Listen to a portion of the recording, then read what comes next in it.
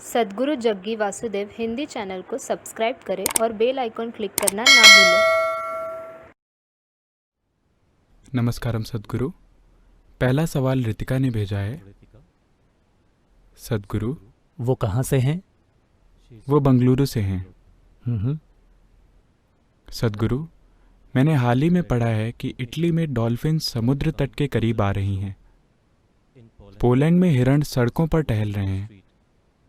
चीन और कई दूसरे देशों में प्रदूषण का स्तर कम हो गया है। क्या यह हमें सबक सिखाने का प्रकृति का तरीका है?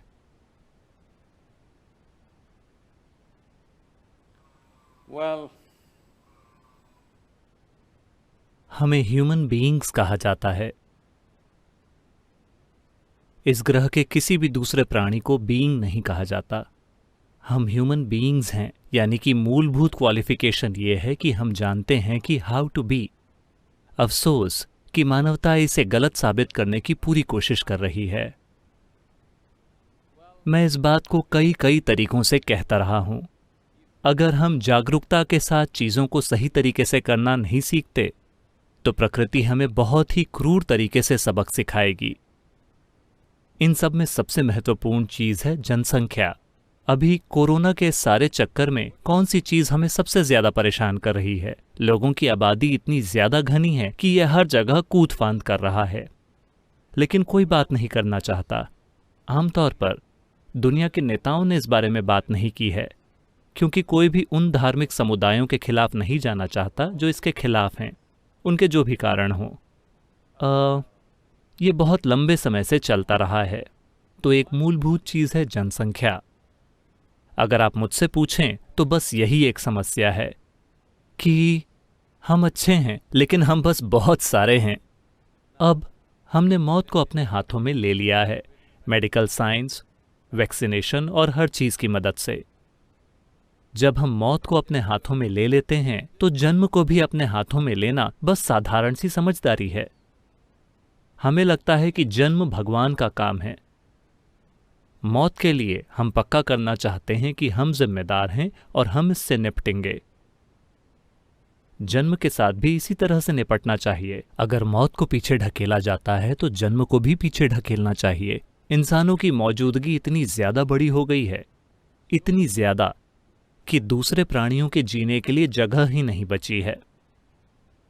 अब शायद ये बात वैज्ञानिक रूप से सच न हो, शायद ये नहीं है, लेकिन मान लीजिए कि आप एक वायरस होते। मान लीजिए कि आप एक वायरस हैं और आप दूसरे जानवरों के शरीर में रहते हैं और जानवरों की तादाद कम से कम होती जा रही है। क्या आप रहने के लिए कोई दूसरी जगह नहीं ढूंढेंगे? शायद वायरस ने यही किया है, क्योंकि पर्याप्त जानवर मौजूद नहीं हैं। एक बात तो यह है कि जंगल में रहने वाले जानवरों की तादाद एक बहुत ही दुखद तरीके से कम हुई है। दूसरी बात यह है कि हर दिन जानवरों को मारा जाता है।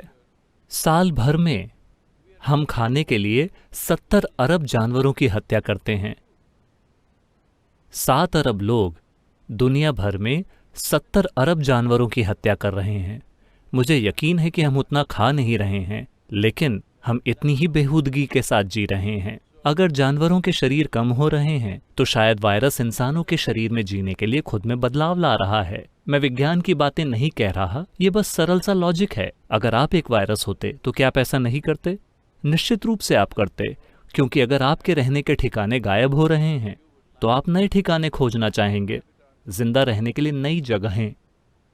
तो एक तरह से वायरस यही कर रहा है, लेकिन अभी इन चीजों की बातें करने का समय नहीं है। अभी ये कहने का समय नहीं है कि तुमने ये किया इसीलिए तुम्हारे साथ ऐसा हो रहा है, तुम इसी के लायक हो। नहीं, अभी इन बातों का समय नहीं है। अभी समय है समझदारी भरे काम का। अगर लोगों को इन्फेक्शन लग गया है और वो पीड़ा में है तो उन्हें आपकी करुणा और आपके ध्यान की जरूरत है। ये इन चीजों की बातें करने का समय नहीं है, लेकिन लंबे समय में हमें इन चीजों के बारे में सोचना चाहिए कि अगर हम इस ग्रह पर हर दूसरे प्राणी के जिंदा रहने के लिए जगह नहीं बनाते, फिर आप देखेंगे कि हम भी जिंदा नहीं रह पाएंगे, क्योंकि हमारा जीवन बाकी के सारे प्राणियों से अलग नहीं है, खासकर माइक्रो ऑर्गेनिजम्स से। वे भी हमारे जीवन का एक हिस्सा हैं।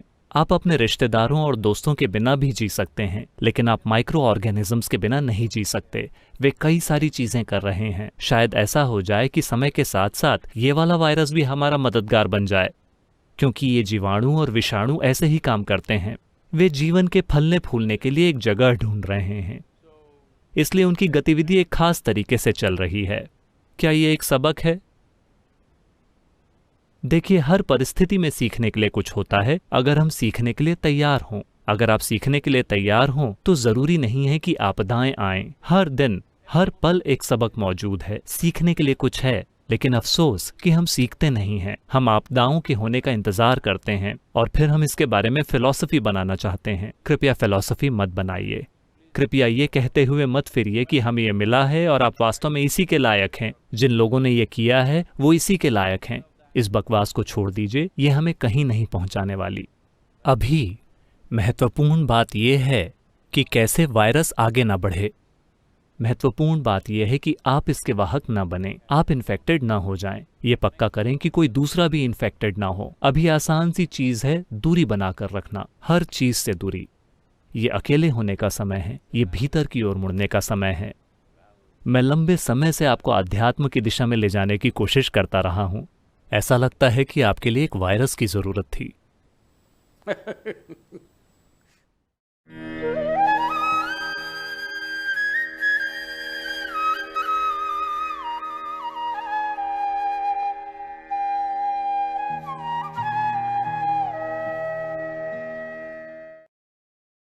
सद्गुरु जग्गी वासुदेव हिंदी चैनल को सब्सक्राइब करें और बेल आइकॉन क्लिक करना ना भूलें।